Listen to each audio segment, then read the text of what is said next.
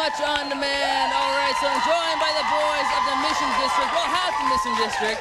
How you guys doing? Hello, Canada. We're doing really good. Yeah, right on. Okay. So your album, Youth Games, you actually have a song on the album, Youth Games, as well. I was wondering, can you guys name a point in your life where you got caught up in youth games? Yeah, I think all of us have. I think it's this is our first record is really a record, kind of coming of age record, reflecting on the last few years of our life. So definitely, all of us, I think so. Yeah. Can you name any specifics? Get into the detail. I think the whole kind of experience of being in this band is kind of one giant youth games, pretty much. It's like that we're constantly struggling with. Permanent escape from reality, I guess, in a way. So it's like keeps you young, It keeps you young. Is there any favorite youth games that you guys still to this day are into? Soccer. Yeah. Soccer. Definitely soccer. Antoine and Rob wrestle a lot in the van and fight each other. Yeah, we like to fight each other. It doesn't affect the driver at all, though, right? Sometimes it probably does. Yeah. It's really in reality, it's really probably not the safest thing to do, but we do it anyways. Well, I warn you, on the 401 it can be a little dangerous, but during rush hour, I mean, you're good. You're crawling along anyway, so. we like to do it on the 401, the high speeds. It really ups the ante of the whole thrill of it all. The thrill of it all. So the winner kind of has more to feel accomplished about. Yeah, pretty much. All right, what is one of the hardest things for up and coming Canadian bands to accomplish on their rise? I think it's like especially the first initial steps of just getting your music out there, because you need a starting point. You need to book shows. You need to play with other bands. You need to get the music out there, and that's the initial thing I think that you have to really work hard on at first. Yeah.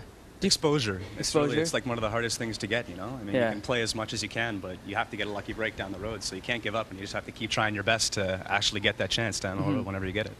You just mentioned playing with other bands. What's the camaraderie like here in Canada amongst like up and coming bands? I think it's actually pretty good. There's a fair amount of solidarity. I think that especially a lot of bands that we've played with, who we've become friends with, who've helped us out, will help them out, and I think it's actually pretty solid. Playing in Canada is really a shared struggle for everyone, and it's with the touring, the driving across the country, and most bands they've all been through a bunch of shared experiences. So there's sort of a camaraderie there for everyone. Cool. Right on.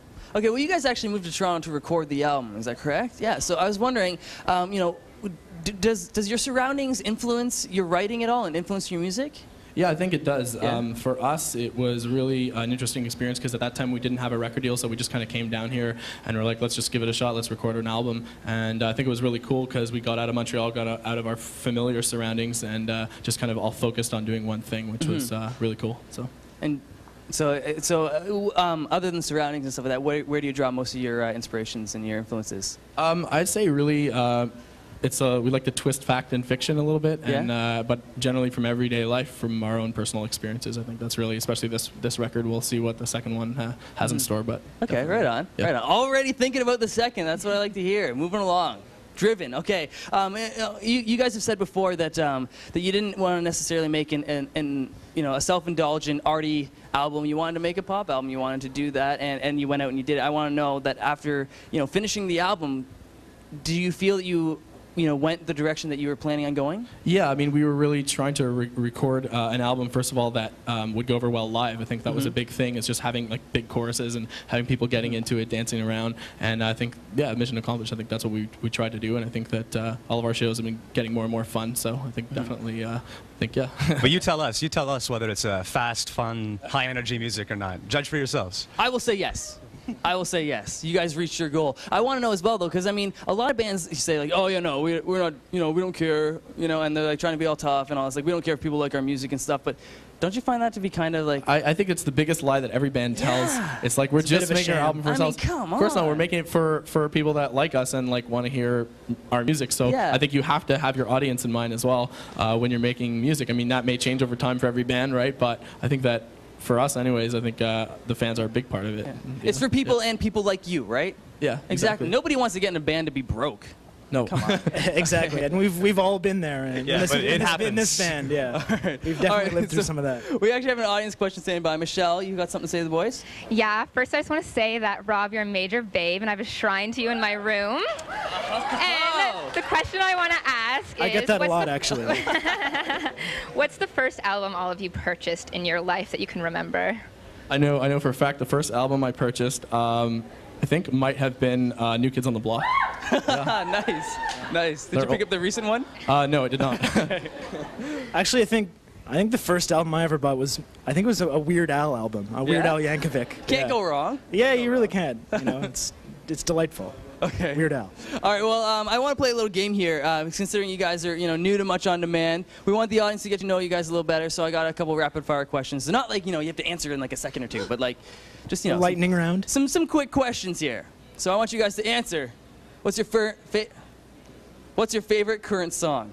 Probably Hot and Cold by Katy Perry. I really like that song. It's a good song. Yeah. I would say Human by The Killers. Yeah? We've been blasting that song at every available opportunity. Non-stop. Yeah. Human by The Killers definitely does. Okay. And what is your band that inspired you? There's a lot, I'd say, but for me, I'm a big fan of The Cure. They're like really big influence for me. Yeah. I was always a big fan of the Get Up Kids growing up, and that's sort of a band that we sometimes like to cite, and we listen to them a lot, and great band. Okay. And this one's about movies. Almost Famous or Rockstar? Almost Famous. There's no question. Hands down, no contest. There's a big consensus in our band that. over Almost Famous. So. Okay, and this one here is back to sports now. Habs or Leafs? This is tricky. It's not tricky for us. It's a politically loaded question, but because we're from Montreal, I have to say the Habs. Yeah, we got to say the Habs. Okay, safe drive home, boys. That's all I have to say. Safe drive home. I'm just joking. But I take the Raptors over either. Go Leafs, go. No. Okay. The stickers everywhere. Right on. All right, well, thank you very much, guys, for coming down. You guys are going to be performing after the break, so don't go anywhere. Thanks a lot. Thanks.